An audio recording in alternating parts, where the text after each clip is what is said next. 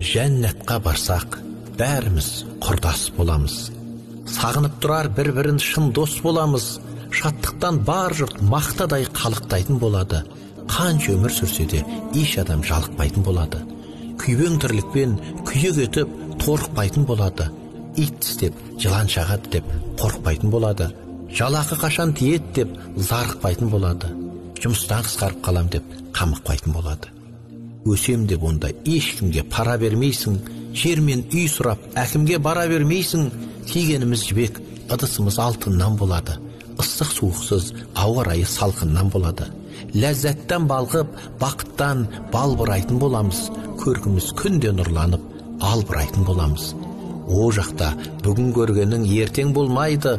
Бұл жақта ешкім ондағыдай көркем болмайды. Жақпайтын тамақ жеп онда ішің ауырмайды.